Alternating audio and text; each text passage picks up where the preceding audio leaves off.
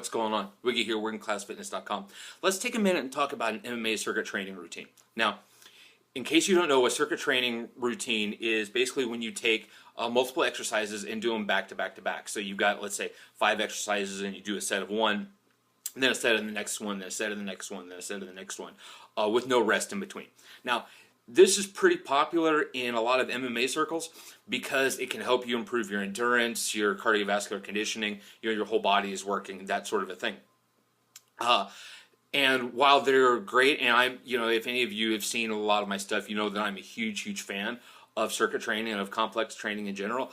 I think that a lot of people actually do it the wrong way for MMA, in that what you'll see is, people, they'll just kind of haphazardly put exercises together or stack exercises back to back, and a smart circuit training routine will use a particular, not just particular exercises themselves, but particular types of exercises.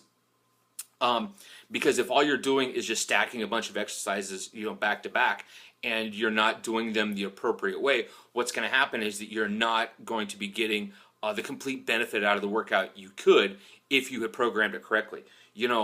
Something that's very popular within certain MMA circles, you'll see, as far as circuit training goes, is you'll see somebody just grab a bar and they'll do, several barbell exercises back to back. And it's a good idea in theory, but many times it's poorly executed because using the wrong types of exercises don't allow you to perform the whole circuit as a whole to its utmost. And I'll give you an example. Let's say you had a circuit that had barbell squats as well as upright rows within the same circuit. The problem you'd have with that is that you would never have you'd never be able to use a weight that would be sufficient for everything.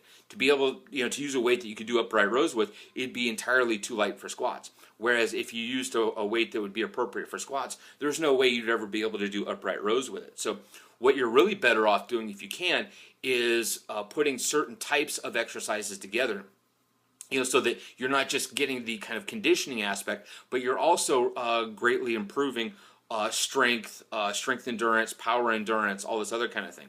What I like to do is I like to take a strength, based type exercise, couple that with something that's very fast and explosive, power based, and then with something that's a lot longer but yet a lot lower intensity and a lot easier, that I call active rest, because then that very closely mimics what you see going on in a fight.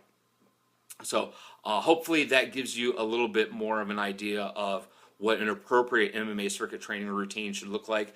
I've got other videos on the topic, so be sure to check those out. In fact, I've got another video coming up here. I've got it linked at the end of this video, and there's also a link to it below this video in the description.